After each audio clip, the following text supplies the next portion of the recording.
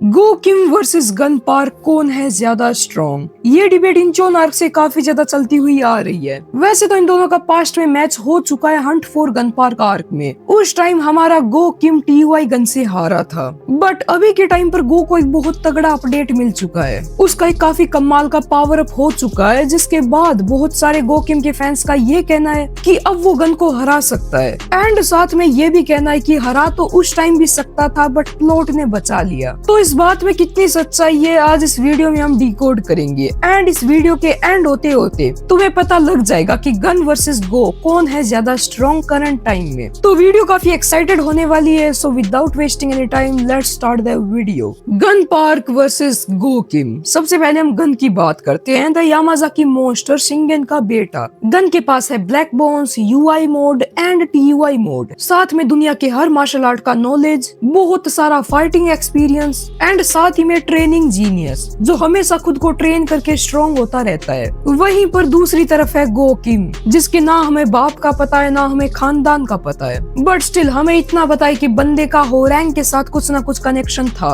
गो किम एक weapon master है। उसके पास कमाल की वेपन मास्टरी है, जिससे वो किसी भी चीज को एक वेपन में कन्वर्ट कर सकता है। और कहीं ना कहीं गो के पास ये एबिलिटी भी है कि वो सामने आने वाली हर एक चीज को काट सकता है। इवन हमने ये चीज मल्टीपल टाइम देख रखी है। बंदे ने एक लकड़ी के टुकड़े से बेसमेंट हल्क का हाथ काट दिया था। और बुशान आर्क में हमारे गो किम ने कार के वाइपर से मेटल्स की मुट्ठियां काटी थी। मतलब कैन यू इमेजिन, कार के वाइपर से बंदा मेटल को काट सकता है इजीली। और ये सारी बातें तो है ही, बट साथ में गो किम के पास थी 4 मूनलाइट टेक्निक्स, जो बहुत ही ज्यादा डेडली थी। मूनलाइट टेक्निक्स का यूज करने के लिए गो को नीड होती है 2 स्वॉर्ड की। गो किम की मूनलाइट टेक्निक्स बहुत ही ज्यादा स्पेशल है। ये एक ट्रेजेक्टरी को फॉलो करती है, जिसमें हर मूनलाइट टेक्निक के साथ स्पीड बढ़ती जाती है। गो के पावर अप के बारे में हम आगे बात करेंगे। तो देखो, गन वर्सेस गो की एक फाइट ऑलरेडी हो चुकी है। उस फाइट में क्या हुआ था, गन जब आया था फाइट करने के लिए तब वो काफी ज्यादा इंजर्ड था, इसीलिए गो उससे फाइट करते टाइम होल्ड बैक करता है। इवन एक पॉइंट पर अपनी स्वॉर्ड भी फेंक देता है। उस टाइम पर अगर गो चाहता तो वो गन को हरा सकता था, या फिर मैं कहूँ तो मार भी सकता था। अब जिन्हें भी लगता है कि ब्लैक बोन्स है, तो ब्लैक बोन्स का भी बहुत सारे काउंटर्स हैं। फॉर एग्जाम्पल, गन की बैक स्टोरी में हमें पता चलता है कि ब्लैक बोन्स बिल्कुल ही ऐसी बात नहीं है कि वो अनटचेबल है। ब्लैक बोन्स को भी मुरामासा एंड होरैंग स्वॉर्ड से काटा जा सकता है। सेकंड थिंग, उस टाइम गो के पास ये स्वॉर्ड तो थी नहीं, बट स्टिल बॉडी में बहुत सारे ऐसे पार्ट्स भी होते हैं जो कि बोन से कवर नहीं होते हैं। और गो किम जैसा बंदा इजीली उन पार्ट्स को टारगेट करके हमारे गन को उस टाइम पर हरा सकता था, बट उसने ऐसा नहीं किया क्योंकि गन इंजर्ड था। इसके बाद गन जब देखता है कि चार्ल्स सोई मरने वाला है, तब वो TUI मोड में एंटर करता है। अब पहली बात, मैं कुछ छोटी मोटी बातें क्लियर करना चाहूंगा। कईयों को लगता है कि उस टाइम तो गन इंजर्ड था, इसीलिए TUI मोड में भी गन उतना ज्यादा पावरफुल नहीं था, लेकिन इन रियलिटी ऐसा नहीं है। TUI मोड में गन को अपनी इंजरीज से बिल्कुल भी फर्क नहीं पड़ रहा था। वो अपने टूटे हुए हाथ का भी यूज कर पा रहा था और अपनी बॉडी का भी फुल पावर पर यूज कर पा रहा था। इवन TUI गन की स्पीड भी इतनी थी, गो किम नॉर्मली रिएक्ट भी नहीं कर पाया, जो क्लियरली शो करता है कि इंजर्ड TUI गन भी बेस गन से बहुत ज्यादा पावरफुल था। क्योंकि हमारा गो किम क्लियरली बेस गन से स्पीड के मामले में तो इतना पीछे नहीं है। इवन मुझे तो लगता है कि उस टाइम पर आगे ही था स्पीड के मामले में। तो हाँ, भले ही TUI गन इंजर्ड था, बट वो वीक बिल्कुल भी नहीं था। इवन जब तक वो गो किम से फाइट कर रहा था, तब तक वो TUI की एक एबिलिटी का भी यूज कर पा रहा था, जो था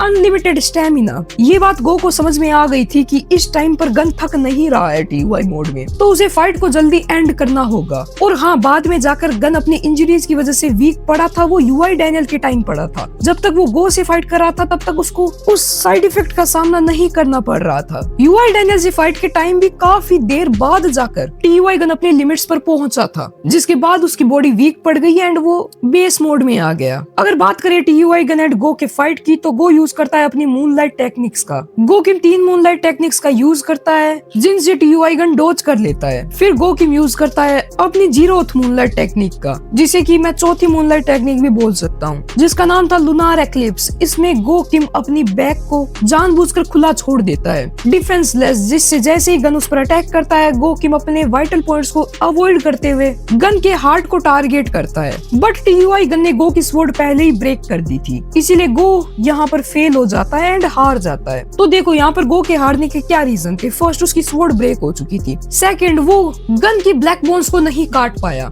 थर्ड रीजन, उसके पास मूनलाइट टेक्निक्स कम थी। 4 थी एंड चारों ही मूनलाइट टेक्निक काम नहीं आई। 3 मूनलाइट टेक्निक की स्पीड काफी कम थी जिनसे हमारे गन ने डॉज कर लिया। और देखो ये 4 मूनलाइट टेक्निक से बचना कोई बड़ी बात नहीं है। इवन खुद पेचोन जो भी गो की स्टार्टिंग की मूनलाइट टेक्निक से इजीली ब्लॉक कर पाया था। अगर गो सिर्फ अपनी 4 मूनलाइट टेक्निक के साथ पेचोंजो से फाइट करता तो पेचोंजो उसे हरा देता। इस बात को याद रखना।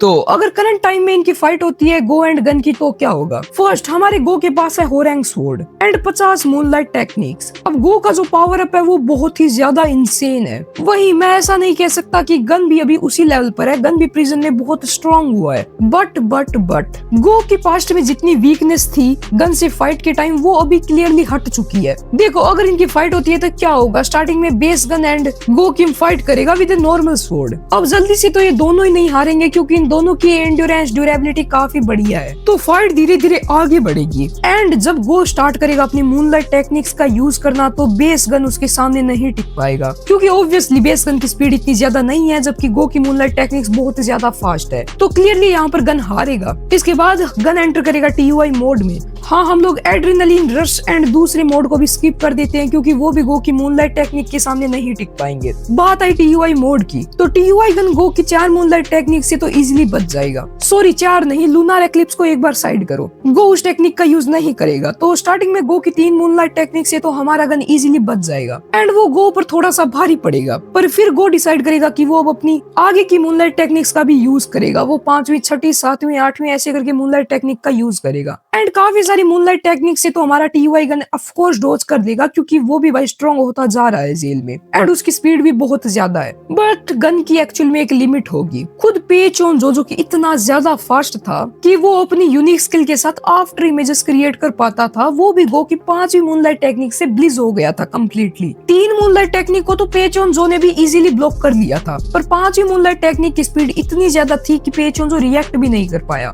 इट मींस तुम आइडिया लगा सकते हो कि गो की मूनलाइट टेक्निक की स्पीड किस कदर बढ़ती हुई जा रही है। ऊपर से हमारे गो के पास होरैंग स्वॉर्ड भी है। मतलब ऐसा भी नहीं कि गन उन मूनलाइट टेक्निक के अटैक को अपने ऊपर ले एंड फिर काउंटर अटैक कर पाए। नहीं, होरैंग स्वॉर्ड क्लियरली गन की बोन्स को भी काट देगी। चलो मान लेते हैं कि गन जेल में बहुत ज्यादा स्ट्रॉन्ग हुआ है, वो अपने प्राइम के पास पहुंचा है या फिर अपनी प्राइम में भी पहुंच चुका है, तब भी क्या वो 50 मूनलाइट टेक्निक्स तक टिक पाएगा? एंड मोस्ट प्रोबेबली इसका आंसर है नहीं। गो की 50 मूनलाइट टेक्निक बहुत ज्यादा है एंड उनकी स्पीड तो बिल्कुल ही कमाल की है जिनके सामने TUI गन नहीं टिक सकता। तो अगर इस लॉजिक से देखा जाए तो इस फाइट में हमारा गो किम जीत रहा है। लेकिन फाइट कभी इतनी सिंपल नहीं होती है। वैसे तो यहाँ पर गो के जीतने की पॉसिबिलिटी क्लियरली ज्यादा है बट गन का एक्सपीरियंस एंड बैटल IQ कमाल का है। अगर फाइट के बीच में गो इमोशनल हो जाए या फिर गन को अपना फ्रेंड मानकर उस पर होल्ड बैक करे तो ऐसे टाइम पर हमारा गन जीत सकता है। या फिर ऐसा भी हो सकता है कि गन गो को होरैंग स्वॉर्ड का यूज करने से ही रोक दे फाइट के बीच में। लेकिन देखो गन के जीतने के चांस तभी है जब हमारा गो कोई मिस्टेक करे या फिर गो होल्ड बैक करे। लेकिन अभी हम कर रहे हैं एक डायरेक्ट कंपैरिजन, तो इसके अकॉर्डिंग गो होल्ड बैक नहीं करेगा एंड वो बिना रुके अपनी मूनलाइट टेक्निक का यूज करेगा। तो वैसे तो यहाँ पर हमारा गो किम जीत रहा है, लेकिन चलो मान भी लेते हैं कि TUI गन की स्पीड बहुत ज्यादा है, उसने 50 मूनलाइट टेक्निक से डॉज कर लिया। नहीं, ऐसा होने तो नहीं वाला, लेकिन मान लेते हैं एक बार के लिए, स्टिल हमारा गो किम ही जीतेगा क्योंकि गो के पास अभी भी एक टेक्निक लूनार एक्लिप्स पड़ी होगी। अब जहाँ तक हमने स्टोरी में देखा है होरैंग स्वॉर्ड को तोड़ना बहुत मुश्किल है या फिर मेरे अकॉर्डिंग तो अनब्रेकेबल है होरैंग स्वॉर्ड। अगर अनब्रेकेबल नहीं है तब भी हम मान के चलते हैं कि होरैंग स्वॉर्ड तो फाइट में नहीं टूटने वाली। तो गो किम अगर होरैंग स्वॉर्ड के साथ लूनार एक्लिप्स टेक्निक का यूज करेगा तो इस बार ये स्वॉर्ड गन की छाती को चीरते हुए उसके हार्ट को पियर्स कर देगी। एंड यहीं पर आती है लुकिज्म की एक डार्क थ्योरी सामने कि लुकिज्म में आगे चलकर गन की मौत भी ऐसे ही होने वाली है गो किम के हाथों। गन की मौत उसके सबसे खास फ्रेंड गो किम के हाथों होने वाली है। जब इनकी फाइट होगी तो एंड में गो किम लूनार एक्लिप्स का यूज करेगा। एंड लास्ट टाइम तो गो किम की स्वॉर्ड टूटी हुई थी इसलिए गन बच गया, बट इस बार गो के पास होगी होरैंग स्वॉर्ड जो इतना इजीली नहीं टूटने वाली एंड वो गन के हार्ट को पियर्स कर देगी। बाय द वे इनकी फाइट से पहले एक और थ्योरी है हमारे पास कि गो को एक और छोटा सा पावर अप मिलने वाला है। अगर तुम्हें याद हो तो गो हमेशा 2 स्वॉर्ड का यूज करता है मूनलाइट टेक्निक में, तो अभी गो किम के पास एक तो होरैंग स्वॉर्ड है ही एंड साथ ही में आगे चलकर गो को मिलने वाली है मुरामासा स्वॉर्ड, जो कि शिंतारो यूज करता था। इन दोनों स्वॉर्ड के साथ फ्यूजन में चलकर गन मारा जाएगा गो के हाथों। ये एक थ्योरी है सिर्फ, बट अगर वहीं पर हम बात करें रिजल्ट की गन वर्सेस गो वाली फाइट की, तो अगर गो किम होल्ड बैक ना करे तो क्लियरली यहाँ पर गो किम ही इस फाइट का क्लियर विनर है। और देखो, अगर प्रीवियस फाइट में भी गो किम की स्वॉर्ड ना टूटती तो वही जीतता, या फिर हम ये बोले कि अगर गो किम के पास हो रैंक स्वॉर्ड होती तो वही जीतता उस फाइट में। देखो, ये पूरा फाइट सेटअप मेरे पर्सपेक्टिव से बनाया गया है, ये मैंने बनाया है, एंड ये सारे ओपिनियंस भी मेरे हैं। अगर तुम्हारे ओपिनियंस डिफरेंट है या फिर तुम्हारा पर्सपेक्टिव डिफरेंट है तो तुम कमेंट में बता सकते हो कि ये फाइट कैसे होने वाली है, या फिर तुम्हारे अकॉर्डिंग कौन जीतेगा। बाय द वे, अगर तुम्हें मेरी एनालिसिस अच्छी लगी हो तो वीडियो को लाइक कर देना, चैनल को सब्सक्राइब कर लेना, एंड बता देना कि नेक्स्ट फाइट एनालिसिस वीडियो तुम्हें किन किन कैरेक्टर्स पर चाहिए। एंड हाँ, मैं एक्सेप्ट करता हूँ कि मैं गो फैन हूँ, पर इसका मतलब ये नहीं कि मैं गन हेटर हूँ। मैंने वीडियो में कोई भी बायसनेस नहीं रखी है। तो मैं तुमसे मिलता हूँ नेक्स्ट वीडियो में, तब तक के लिए बाय बाय।